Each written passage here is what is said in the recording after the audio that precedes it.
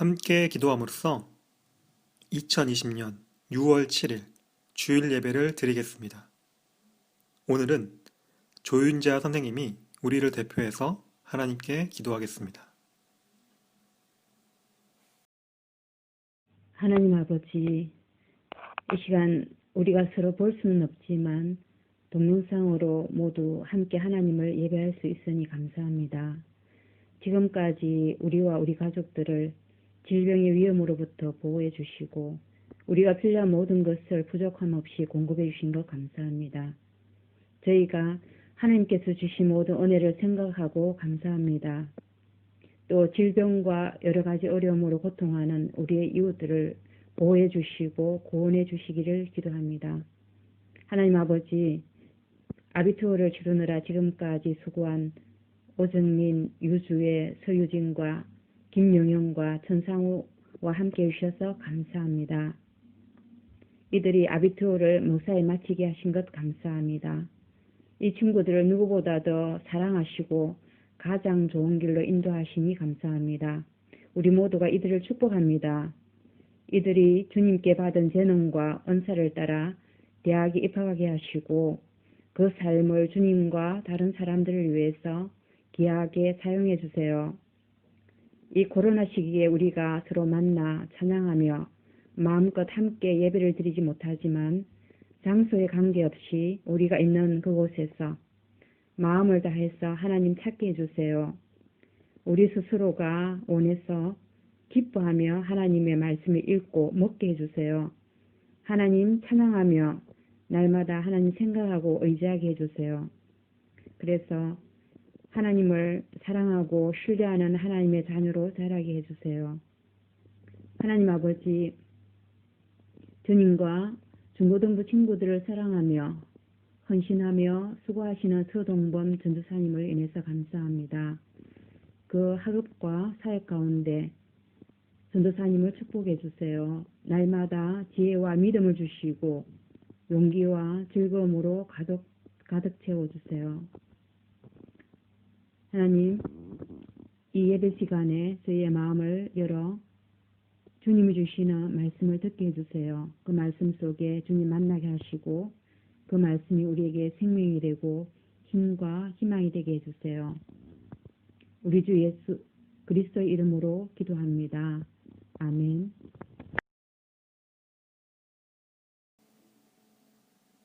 오늘 함께 나눌 말씀은 로마서 8장 14절부터 17절까지입니다. 로마서 8장 14절부터 17절까지입니다. 우리 함께 읽겠습니다. 하나님의 영으로 인도함을 받는 사람은 누구나 다 하나님의 자녀입니다. 여러분은 또다시 두려움에 빠뜨리는 종살이의 영을 받은 것이 아니라 자녀로 삼으시는 영을 받았습니다. 그래서 우리는 그 영으로 하나님을 아빠, 아버지라고 부릅니다. 바로 그때에 그 성령이 우리의 영과 함께 우리가 하나님의 자녀임을 증언하십니다. 자녀이면 상속자이기도 합니다. 우리가 그리스도와 함께 영광을 받으려고 그와 함께 고난을 받으면 우리는 하나님이 정하신 상속자요, 그리스도와 더불어 공동 상속자입니다. 아멘.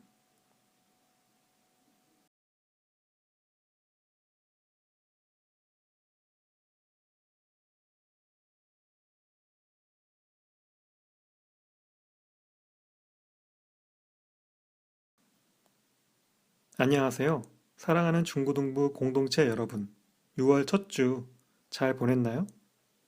여름 날씨였다가 비가 온 다음에 갑자기 가을 날씨로 변했습니다. 온도 차이가 이렇게 나면 감기에 걸릴 수가 있어요. 따뜻했던 몸이 순간적으로 추위를 느끼게 되거든요. 집 밖에 나갈 때는 항상 마스크를 쓰고 집에 돌아오면 시원하게 샤워를 하고 깨끗한 생활을 해서 모두 건강했으면 좋겠습니다. 지난주는 핑스트보헤 성령 강림주였습니다.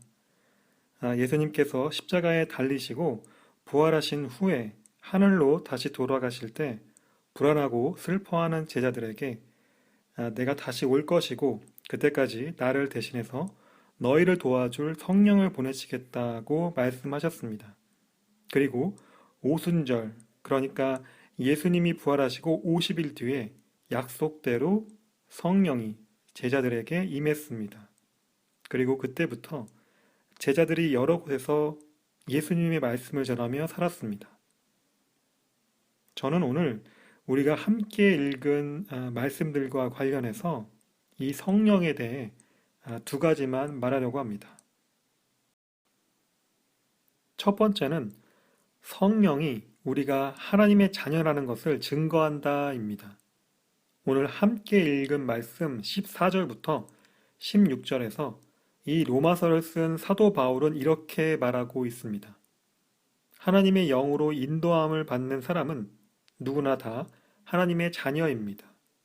여러분은 또다시 두려움에 빠뜨리는 종살이의 영을 받은 것이 아니라 자녀로 삼으시는 영을 받았습니다.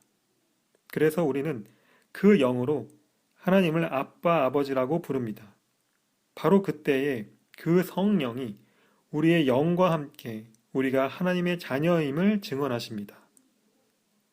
네. 이 말씀들을 보면 하나님과 인간이 공통적으로 영적인 존재라는 것을 알 수 있습니다. 영이신 하나님께서 영을 가진 인간과 영적으로 교감을, 그러니까 서로 대화를 하며 교제할 수 있다는 것입니다. 사도 바울은 이것을 성령이 하신다고 말하고 있습니다. 왜냐하면 성령이 하나님을 믿는 우리가 하나님의 자녀인 것을 증명하기 때문입니다. 어떻게 성령이 우리가 하나님의 자녀인 것을 증명할까요? 그것은 성령이 우리에게 하나님과 교제하고 또 그 교제 속에서 이루어지는 삶의 새로운 질서, 그러니까 하나님의 질서를 깨닫게 하시기 때문입니다. 우리가 그 질서 속에서 살게 되면 하나님의 자녀인 것이 증명되는 것입니다. 이것은 하나님을 믿는 우리가 하나님을 더 알고 싶어 하고 하나님의 말씀대로 살아가려고 노력할 때, 또 그런 의지로 살아갈 때 성령이 그런 우리와 함께 하시면서 우리가 하나님의 질서 안에서 살게 하신다는 것을 의미합니다. 반대로 우리가 그런 노력과 의지가 없다면 성령은 우리와 함께 할 수 없다는 것을 또한 의미합니다. 그래서 우리가 성령의 의지에서 살아가면 현실에서 하나님을 체험하며 사는 것이고, 오직 우리의 자신의 감각과 생각들만을 의지하면서 살아가면 하나님의 질서를 체험할 수 없습니다. 그래서 사도 바울은 우리가 오늘 함께 읽은 말씀들 앞에서 11절부터 13절에서 이렇게 말하고 있습니다. 예수를 죽은 사람들 가운데서 살리신 분의 영이 여러분 안에 살아계시면 그리스도를 죽은 사람들 가운데서 살리신 분께서 여러분 안에 계신 자기의 영으로 여러분의 죽을 몸도 살리실 것입니다. 그러므로 형제 자매 여러분, 우리는 빚을 지고 사는 사람들이지만 육신의 빚을 진 것이 아닙니다. 우리는 육신을 따라 살아야 할 존재가 아닙니다. 여러분이 육신을 따라 살면 죽을 것입니다. 그러나 여러분이 성령으로 몸의 행실을 죽이면 살 것입니다. 네. 우리는 예수님이 우리의 죄를 위해서 십자가에 달리셨고 부활하셨다는 것을 믿습니다. 그래서 우리는 예수님의 사랑에 그리고 그 은혜에 빚진 사람들입니다. 만약 이것을 인정하지 않고 또 모르고 있는 사람들은 현실이 만들어 놓은 질서에 갇히게 됩니다. 그 질서는 하나님이 만드신 것이 아니라 인간들이 만들어낸 질서입니다. 어쩌면 우리 눈앞에 보이는 것이 진짜 현실이 아니라 진짜 현실은 인간들이 만들어낸 그 질서일지도 모릅니다. 그렇다면 우리는 이 땅에 사는 한 이 질서에서 벗어날 수가 없습니다. 그럼 어떻게 이 현실의 질서에 사는 우리가 하나님의 질서를 따를 수 있을까요? 이 질서를 따르려고 스스로 노력하고 행동으로 의지를 나타내는 것이 우리의 영적인 싸움입니다. 우리가 현실에서 살면서 어떤 정신적인 평안이나 요즘 쓰는 표현으로 어떤 정신 승리를 하려고 하나님을 믿는 것이 아닙니다. 현실에서 어려움을 겪고 하나님께로 와서 위로와 평안을 얻고 다시 현실로 돌아가고 또다시 하나님께로 돌아오고 이런 반복적인 모습이 우리에게 있다면 이것은 현실에서의 우리의 삶과 하나님 안에서의 우리의 삶이 따로따로 분리되었다는 것을 우리 스스로 인정하는 것이 됩니다. 또한 우리가 죽고 나서 천국에 가는 것만을 보장받기 위해서 죽고 나서 행복하기 위해 하나님을 믿는다면 이건 역시 하나님의 능력이 현실에서는 나타날 수 없다는 것을 어느 정도 인정하는 것입니다. 우리 한번 생각해 봅시다. 하나님께서 천국으로 우리를 인도할 수 있다면 어떻게 현실에서 하나님의 능력이 나타나지 않겠습니까? 하나님은 예전이나 지금이나 자신의 능력을 현실에서 나타내고 있고 앞으로도 그럴 것입니다. 그럼 우리가 어떻게 그 하나님의 능력이 현실에서 나타난다는 것을 알 수 있을까요? 이것은 우리가 성령과 동행할 때 가능합니다. 왜냐하면 성령은 우리가 누구인지를 깨닫게 하기 때문입니다. 우리는 하나님의 자녀입니다. 그 성령은 우리가 하나님을 아버지로 Father 그리고 Daddy라고 부를 수 있게 합니다. 그러니까 하나님을 믿는 우리는 성령 안에서 하나님의 가족인 것입니다. 저는 이것이 기독교의 위대한 교리라고 생각합니다. 우리는 현실에서 부모님도 서로 다르고 형제 자매들도 서로 다르지만 하나님을 믿는 우리는 또 하나님을 믿는 사람들 모두가 성령 안에서 모두 한 가족입니다. 왜냐하면 하나님은 모든 믿는 자들의 아버지이시기 때문입니다. 하나님이 아버지가 되시는 이 가족에는 어떠한 차별도 없습니다. 어떤 피부색을 가졌든지, 어떤 직업이나 능력을 가졌든지, 또 돈은 얼마나 버는지, 남자이든 여자이든 지금 몇 살이든 상관없습니다.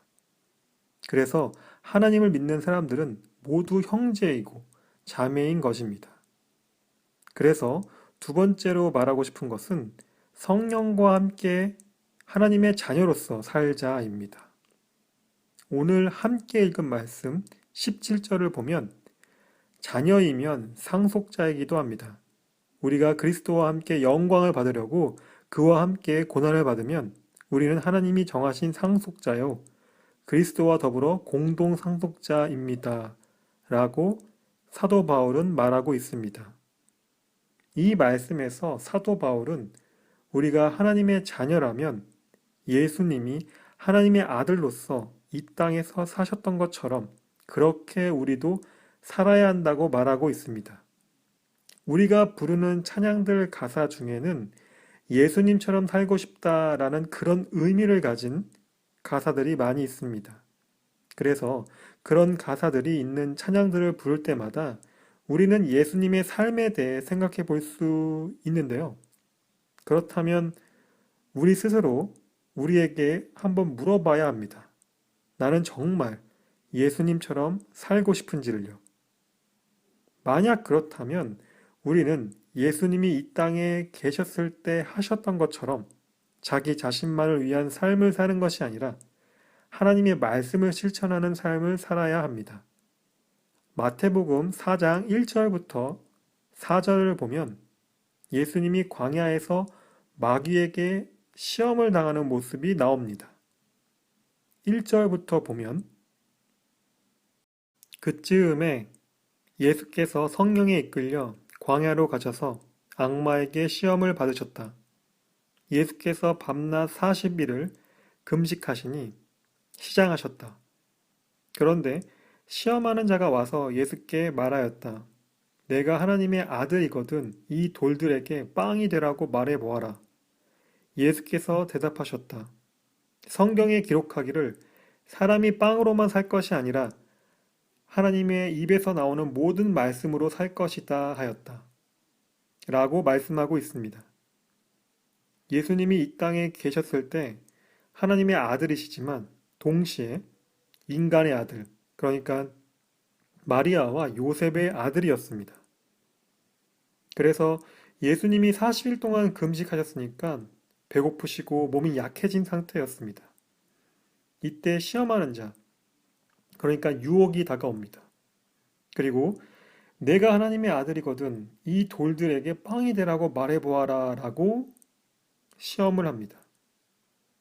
이 시험에 예수님은 성경의 말씀에 의지하여 대답합니다. 신명기 8장 3절에 나오는 말씀인데요. 사람이 빵으로만 살 것이 아니라 하나님의 입에서 나오는 모든 말씀으로 살 것이다 라고 예수님은 대답했습니다. 저는 이런 유혹 또는 시험이 우리의 삶 속에서 자주 있다고 생각합니다. 한번 우리 생각해 봅시다. 여러분들은 하나님을 믿는다는 이유로 살면서 어려운 점들은 없었나요? 우리가 하나님을 믿는 사람이고 하나님의 자녀라는 사실을 현실에서 인정하면서 사는 것이 특히 요즘 시대에는 무척 어려운 일입니다. 왜냐하면 우리는 그 어느 시대보다 많은 유혹과 시험들을 삶에서 만나기 때문입니다. 저는 이것을 다음 문장으로 표현하고 싶습니다. 다른 사람들은 그렇게 하지 않는데 내가 왜 먼저 그렇게 해야 합니까? 제가 이 문장에 몇 개의 단어들을 넣어서 그 의미를 분명하게 해보겠습니다. 다른 사람들이 나에게 먼저 싸움을 걸었는데 내가 왜 먼저 참아야 합니까? 다른 사람들은 내게 잘못을 해도 사과하지 않거나 내가 한 잘못을 용서하지 않는데 내가 왜 먼저 다른 사람들의 잘못을 용서해야 합니까? 다른 사람들은 나를 이해해 주지 않는데 내가 왜 먼저 다른 사람들을 이해해야 합니까? 다른 사람들은 나를 사랑하지 않는데 내가 왜 먼저 그 사람들을 사랑해야 합니까? 다른 사람들은 자기의 만족과 영광을 위해 살아가는데 내가 왜 먼저 하나님의 나라와 하나님의 의를 위해 살아야 됩니까? 네, 우리는 이 문장들 말고도 비슷한 여러 문장들을 우리가 만난 상황들에 따라 만들어낼 수 있고 그것들을 우리가 입으로 말하거나 마음 안에서 생각해 볼 수도 있을 겁니다. 여러분들은 그때 최종적으로 어떤 판단을 하고 말하거나 행동합니까? 그리고 그것은 여러분이 보기에 좋은 것입니까? 아니면 하나님이 보기에 좋은 것입니까? 로마서 8장 6절에서 9절을 보면 사도 바울은 이렇게 말하고 있습니다. 육신에 속한 생각은 죽음입니다. 그러나 성령에 속한 생각은 생명과 평화입니다. 육신에 속한 생각은 하나님께 품는 적대감입니다. 그것은 하나님의 법을 따르지 않으며 또 복종할 수도 없습니다. 육신의 매인 사람은 하나님을 기쁘게 해드릴 수 없습니다. 그러나 하나님의 영이 여러분 안에 살아계시면 여러분은 육신 안에 있지 않고 성령 안에 있습니다. 누구든지 그리스도의 영이 없으면 그리스도의 사람이 아닙니다. 네. 사도 바울은 우리가 하는 말과 행동 그리고 생각들이 어디에서 비롯되었는지에 따라 그 결과가 다르다는 것을 말하고 있습니다. 하나님의 말씀에서 비롯되었다면 그것은 성령에 속한 생각이고 그 결과는 생명과 평화입니다. 우리를 살리고 다른 사람들을 살리며 함께 하나님의 평안을 누리는 것이 됩니다. 반대로 우리의 개인적인 만족과 욕망에서 비롯되었다면 우리가 한 말과 행동 그리고 생각들은 우리를 죽이고 또 다른 사람들도 죽이게 됩니다. 우리가 작은 다툼을 누군가와 하더라도 한쪽이 먼저 이해하고 용서하거나 서로 잘 용서해서 그 다툼을 끝내야 합니다. 그렇지 않으면 작은 다툼이었지만 서로의 관계가 깨어지고 다시 회복될 수 없는 관계가 될 수도 있습니다. 그것은 하나님이 원하시는 것이 아닙니다. 하나님의 말씀은 사람을 살리는 생명의 말씀입니다. 우리가 그 말씀대로 살아간다면 우리를 살리고 다른 사람들을 살릴 것입니다. 이러한 실천이 우리가 지금 이 시대에 반드시 실현해야 할 평화를 위한 우리의 의지입니다. 저는 우리가 어디서든 평화를 만들어내는 사람이 되었으면 좋겠습니다. 그것이 우리가 하나님의 자녀라는 것을 증명할 것입니다. 평화는 개인의 만족과 영광에서 비롯되는 것이 아닙니다. 예수님께서는 평화의 왕으로 이 땅에 오셔서 십자가의 사랑으로 자신을 미워하는 사람들과 자신을 떠난 사람들 모두를 이해하고 용서하셨습니다. 그것이 평화입니다. 예수님은 빵으로만 사는 삶에서, 그러니까 현실에 만족해서 사는 삶에서는 발견할 수 없는 하나님의 말씀을 따르는 사람에게서만 가능한 사랑과 평화를 직접 자신의 말과 행동, 그러니까 자신의 삶을 통해 보여주신 것입니다. 우리가 예수님을 닮고 싶다면, 예수님처럼 살고 싶다면, 우리는 이 사랑과 평화를 위한 의지와 실천이 우리의 삶에서 나타나야 합니다. 저는 이것이 무척 어려운 일이라고 생각합니다. 어쩌면 감당하기 어려운 고난일 수도 있습니다. 우리의 몸의 행실, 그러니까 우리의 고집과 개인적인 생각들을 죽이고 다른 사람들 위하며 사는 것이 어떻게 어렵지 않겠습니까?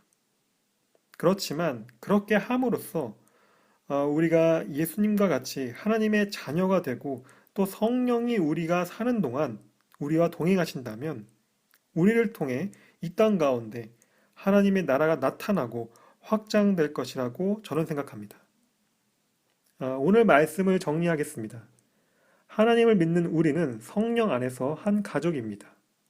우리가 하나님을 아버지로 부를 수 있게 된 것은 성령이 우리가 하나님의 자녀인 것을 깨닫게 했기 때문입니다. 그래서 우리는 하나님의 사랑을 받으며 이 땅에서 살아가고 있습니다. 그 사랑에 감사하며 사는 우리는 하나님의 말씀들을 실천하는 사람들입니다.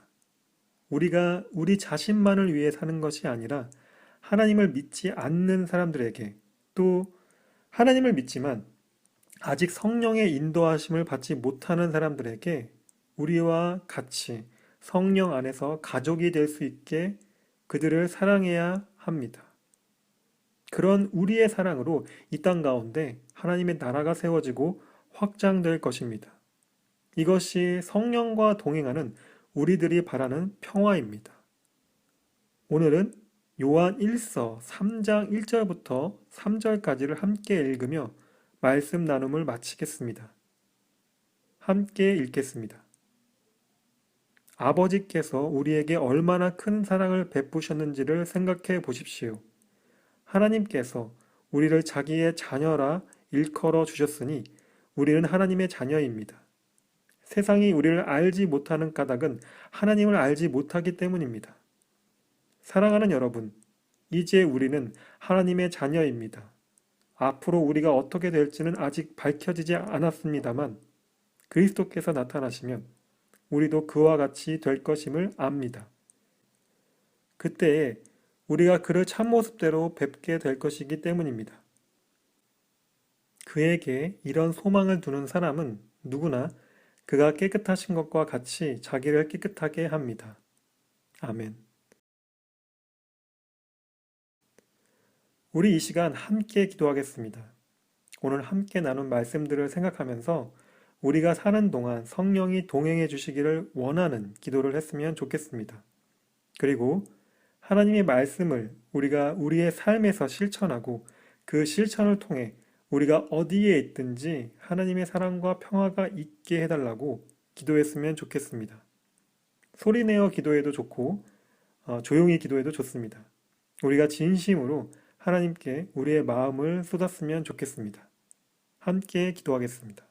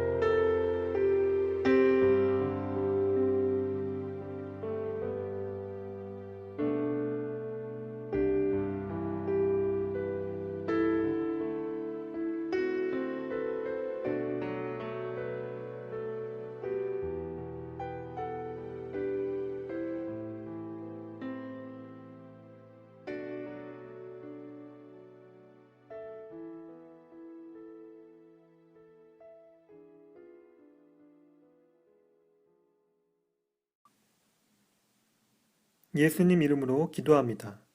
아멘. 제가 기도하겠습니다. 사랑이 많으신 하나님 아버지, 오늘 우리가 함께 예배를 드렸습니다. 이 예배에 함께한 우리에게 하나님의 평안과 위로가 있기를 원합니다. 하나님, 우리가 성령 안에서 하나님을 아버지로 부를 수 있게 하시니 감사합니다. 우리가 하나님의 자녀임을 깨닫게 하시니 감사합니다.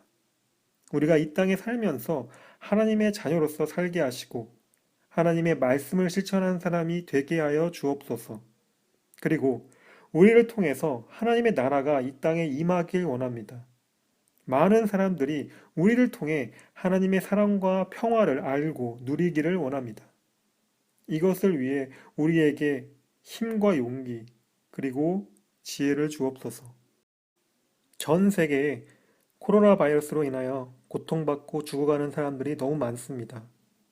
하나님, 언제까지 우리가 이 고통을 받아야 됩니까? 하나님께서 우리에게 이 고통을 거두어 주시길 원합니다. 우리를 불쌍히 여기시고 사랑과 자비를 베풀어 주옵소서. 우리가 지금 이 시기를 통해서 하나님의 뜻과 마음을 더욱 잘 알기 원합니다. 또한 인종차별로 인하여서 사람들이 죽거나 다치고 있습니다.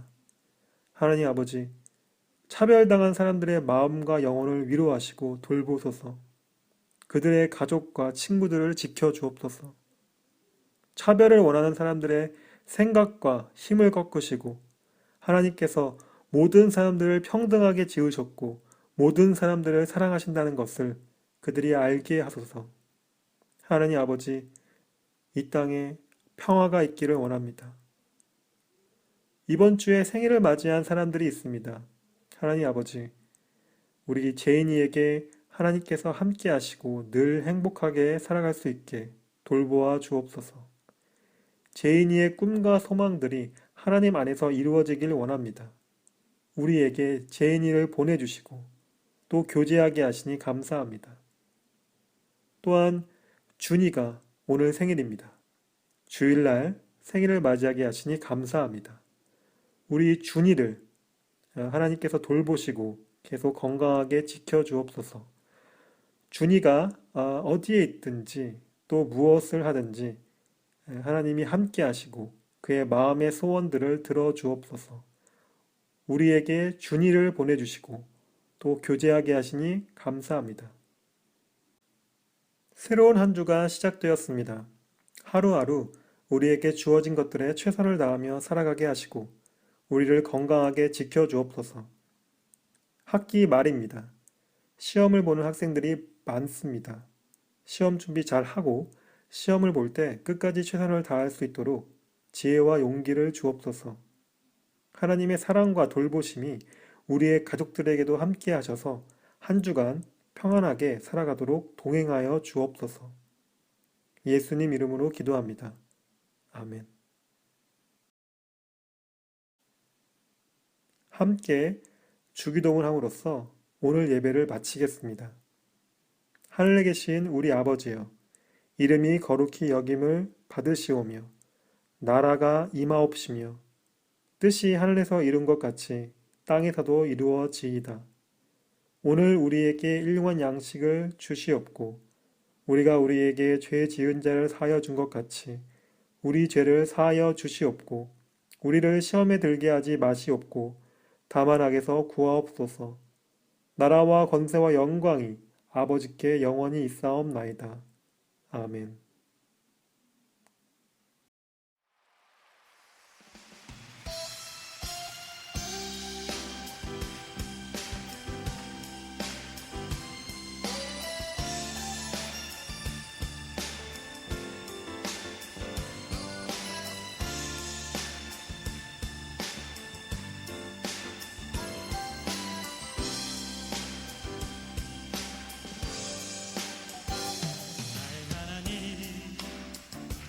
나의 구원자 주여 내 모든 생각 주관하소서. 나의 전부를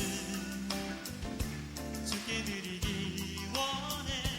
내게 오셔서 깨우쳐주소서.